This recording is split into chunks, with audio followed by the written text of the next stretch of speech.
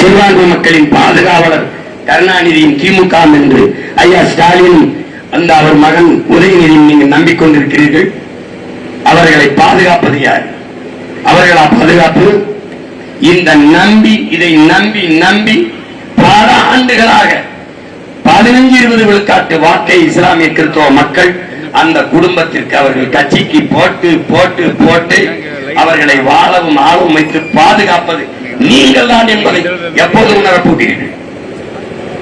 அவர்களுக்கான பாதுகாப்பு நீங்கள் தான், உங்களுக்கான பாதுகாப்பு அவர்கள் அல்ல என்பதை என்று உணர்ந்து தெரிகிறீர்களோ அன்று இந்த மகனுக்கு ஓட்டு போடுங்கள். போதும். நீங்கள் என்றைக்கு பெரும்பான்மை தேசியத்தின் மக்கள் என்று தெளிவு பற்றி எழுச்சி கொள்கிறீர்களோ அன்றுதான் இந்த நாடு மக்களும் நிம்மதியாக வாழ முடியும். இந்த நிலத்திலே ஆகப்பெரும் தலைவன் ஒருத்தன் பிறந்தான். எங்களுடைய தாத்தாக்கு நியமிக்க காகிதம் இழத்தவர்கள்.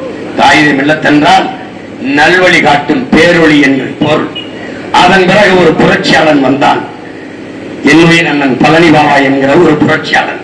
அவன் சொன்னான், என் உடன் பிறந்தார்களே, என்னரும் தமிழ் மக்களே, நீங்கள் சாதி மதங்களாக பிளந்து பிரிந்து நின்றீர்கள் என்றால் தனிமைப்படுத்தப்படுவீர்கள், அச்சுறுத்தப்படுவீர்கள்.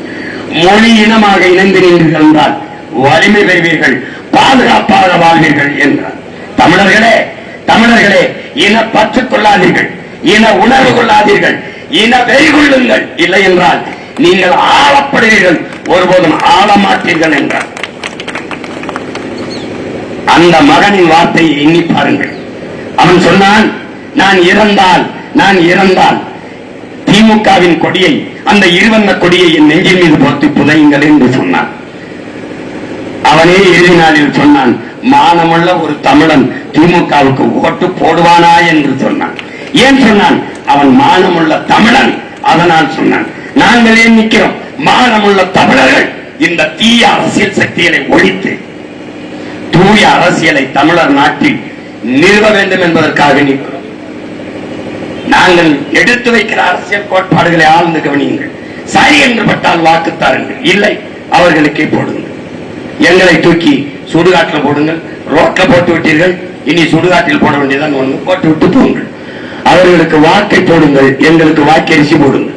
வேற ஒன்றும் சொல்வதற்கு இல்லை. இதுபோல தொடர்ந்து தொடர்ந்து தோற்றாலும் துவண்டு போகாமல் நம்பிக்கையோடு இந்த அரசியல் களத்திலே நிற்கிற ஒரு அரசியல் படையை உலக வரலாற்றில் இந்திய துணைக்கண்டத்தில் ஏதாவது ஒரு அரசியல் கட்சியை நீங்கள் காட்ட முடியுமா? முடியாது. மற்ற கட்சிகள் என்றால் தோற்று போன பிறகு உடனடியாக கூட்டணி வைத்துவிடும். 8.22 விழுக்காடு வாக்கு, 8.5 விழுக்காடு. இன்றைக்கு இருக்கிறதே தனித்த அதிக பெரும்பான்மை அதிக வாக்கை வைத்திருக்கிற ஒரே கட்சி எங்களுடைய கட்சி தான். நாங்கள் வியாபாரம் செய்வதற்கு எதுவுமே தேவையில்லை. இப்போதே இந்திய தேர்தல் என்றால் ஃபேமிலிக்கு 1000 கோடி, பார்ட்டிக்கு 1000 கோடி. பேரம் பேசியவர்கள் உண்டு. 500 கோடி. தமிழ்நாட்டு தேர்தலிலே 50 சீட்டு, 45 சீட்டு, துணை முதல்வர், அதுபோக 2 அமைச்சர் என்று பேரம் பேசியவர்கள் உண்டு. பேசிக் கொண்டிருப்பவர்களும் உண்டு. வியாபாரம் செய்து பிழைக்கலாம். இந்த வாக்கு போதுமானது. எங்களுக்கு வேண்டியது வியாபாரம் அல்ல, விடுதலை.